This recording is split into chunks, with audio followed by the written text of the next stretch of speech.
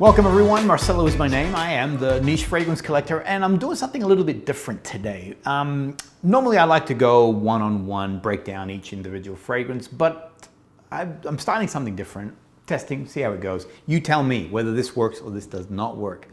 What I'd like to do today is showcase 5 awesome fragrances that I absolutely love that work perfectly in that autumn or fall. Now, what I want to do as I move through these, just so you also get an idea how these fragrances work, this symbol here demonstrates the longevity of the fragrance. How long does it last on me? This symbol here is its sillage, and this is body, this is moderate, and this is a full, nice, beautiful trail to the actual fragrance. These ones here are all unisex. I know I have friends who own, both male and female, who own each one of these, except this guy. This one's a little bit more male leaning, but I'll go into it, but the rest are all definitely 100% unisex. Here we go. The House of FRAPIN, I am a huge fan. I find that these guys are very diverse, have an awesome range of fragrances. And this one here is a big fan of mine over the sort of cooler weather. And those who are familiar with Eliot Ness, the Untouchables, all that sort of stuff. So the Speakeasy was those cigar, boozy joints, a lot of jazz was being played, that sort of vibe about it. Now Speakeasy almost epitomizes that. It's boozy, it's got a nice sort of tobacco cigar-like fragrance to it. It does pack a punch, so the actual sillage on this is actually pretty spectacular. But longevity is fantastic. I love wearing this. This is my going out fragrance. This is on a cool night. To wear this guy here, it leaves a beautiful trail. I can smell this on me very comfortably. It does have a beautiful boozy note to it. Spectacular. Awesome fragrance. All right, next one by KILIAN. Fairly popular. Most people will know this one here. This is Black Phantom. So on skin, this baby is spectacular. Just a wonderful gourmand. This is, but not too sweet. So it doesn't go into that sweet territory. I know that there's chocolate or cacao in here. They say that there's rum. I've never picked up on the rum. What I am picking up on skin is a wonderful chocolatey. Originally, I thought it was kind of milky. And I know that there's almond milk in here and also sandalwood. So for me, I define this as a wonderful chocolatey sandalwood fragrance. On the dry down, it does go woody, but it still has that chocolate vibe to it. I've never worn this as a going out fragrance. I feel like I think it's too chill. It has, to my opinion, it's too laid back, too relaxed. As an office fragrance, as just a chill kind of fragrance, spectacular. Big fan of this one. All right, now I'm a big fan of PENHALIGON'S. So I've got, firstly, I love, as a collector, collectors sort of become super geeks when it comes to this sort of stuff. So to have the portrait range and to see all the portrait range of fragrances lined up, it's like super geek territory. So a huge fan of this one here. Now for me, this is a ginger, honey, tobacco, kind of boozy fragrance. On skin, this is beautifully warm. This on a date, going out on a first date, would be spectacular. There's a sense of there's a very Moorish kind of feel about it. I find that honey fragrances, there's something comforting about the scent of honey. Roaring Radcliffe is definitely one that you would wear on a much cooler evening. I find that it performs really well on cooler days. For some reason, it sort of sits better on my skin. The tobacco in it really pops, but it's actually a warmth. Where the tobacco on here is a little bit, not bitter, but it has a sharpness to it. I find that with Radcliffe that it's, and it could be the honey. It could be the honey that it's giving it that softness. Awesome fragrance. As a gourmand, an absolute winner. All right, now this one here, again, I was gonna say I love this one, but I love all these.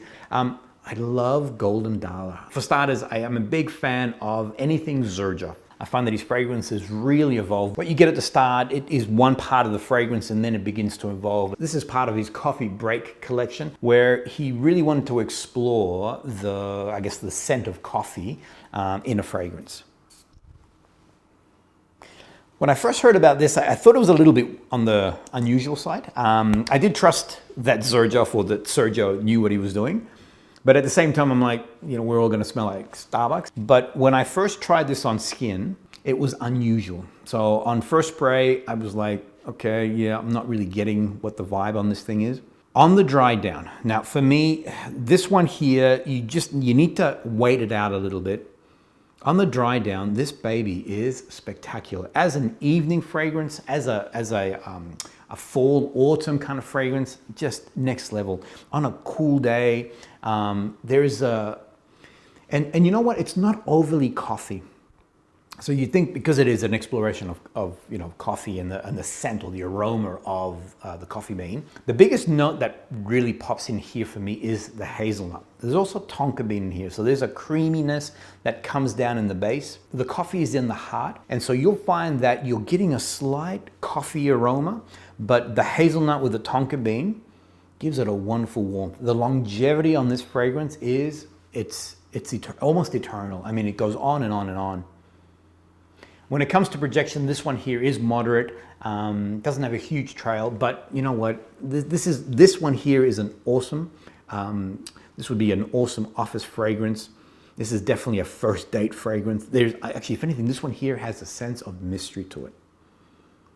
I'm a big fan. I love the XERJOFFs, and this one here, the Golden DALLAH, just phenomenal.